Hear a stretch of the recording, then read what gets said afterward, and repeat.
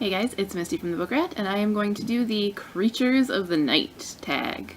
This tag was started by Kat at Cattytastic, and I was tagged by Keely from A Bibliophile's Journey.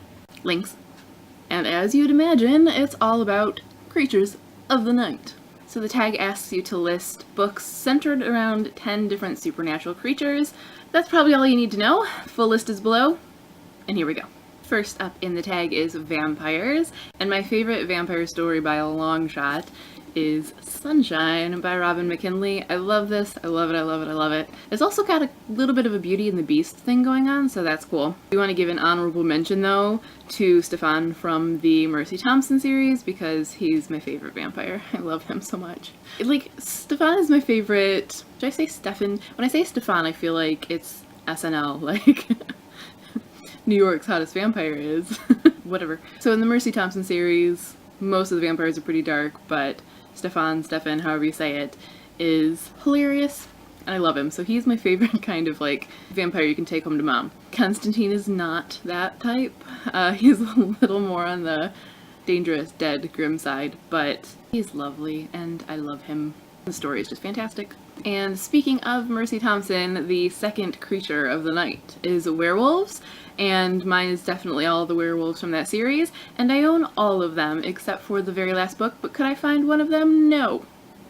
I like all of the supernatural beings in that series though. Trisha Briggs rocked it out.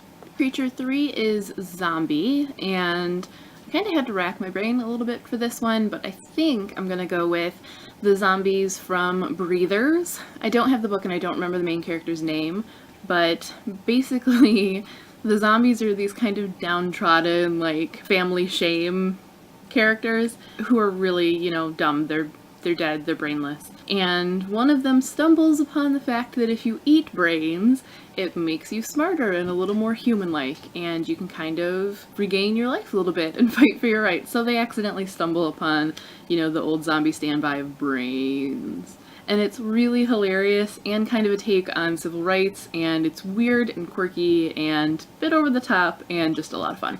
Number 4 is Ghost, and I'm gonna go with Texas Gothic by Rosemary Clement Moore. Just hit my hat right there. Not that the ghosts in it are my favorite, because they're not, but it's my favorite ghost story, kind of ghost-related story, and it's just awesome and hilarious. I probably could have chosen it for Witch, but I didn't because I needed one for Ghost.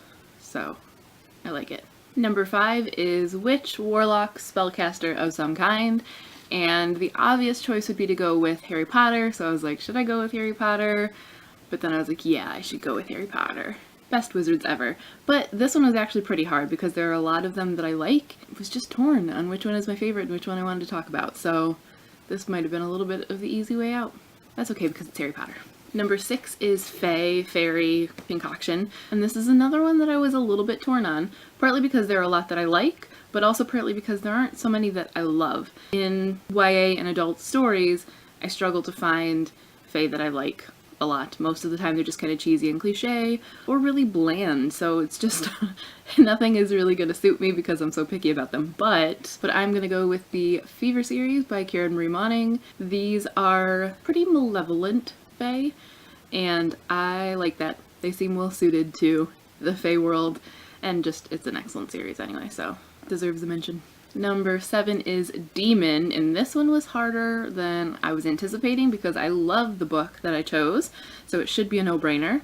There are a number of really good demon books that I like, but I went with the Daughter of Smoke and Bone series by Laini Taylor because Karoo and all of the Chimera, all of the little demons in the story are fantastic. Now I don't love them all because some of them are pretty hateable, but I love them all. And the first thing I said when I put the blue in my hair was I have Karoo hair! And number 8 is Angel, and I went with That I Sung About It, Taylor. I mean, it's an angels and demons story. Obs. Plus, most of the angel stories I've read have not impressed me in any form whatsoever. I did like Unearthly by Cynthia Hand, and I almost chose that. But most of them are just... no. The Daughter of Smoke and Bone? Yes. Number 9 is Aliens, and I'm gonna go with Tin Star by Cecil Castellucci because I love it, but I couldn't find that, so I'm gonna show you First Day on Earth by Cecil Castellucci. which is also an alien story. I haven't read it, so this one isn't my favorite, but Tin Star is. I know I need to read Fifth Wave by Rick Yancey, and everyone says that that's the best alien book ever, but I don't have it and I haven't read it, so Tin Star it is. And Tin Star is pretty damn good.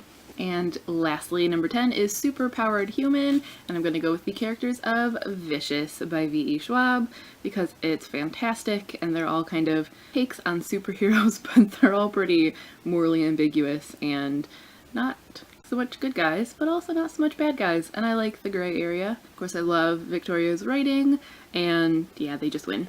So those are my 10, but before I go, honorable mention to the Immortal Beloved series by Kate Tiernan.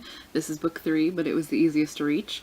I wanted to choose this for almost every category, like trying to stretch it and find a way to claim these characters as any one of the creatures of the night, but they're not really any of those things. They're just immortal. So they're not vampires, they're not zombies, they're not really witches, though I guess that's probably the closest that you can come. They don't fit easily into any of those boxes, but they are awesome across the board, and I love the two main characters, like OTP status. Had to work that one in there somewhere.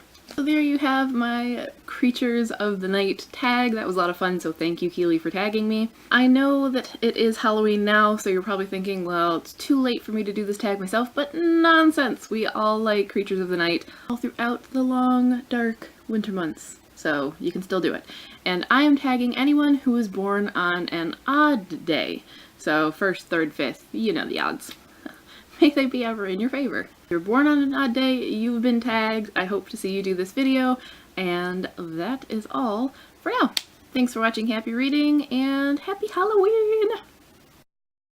Creatures of the Night. Creatures of the Night. Hearing me blah, blah, blah. I just sounded like Kermit a little bit. There was a mention. I've been rhyming so much lately. I think I'm turning into Dr. Seuss. I start making up nonsense words. I do that already. I don't know what that was. If that makes it into the bloopers, I really love you guys because that was a little embarrassing.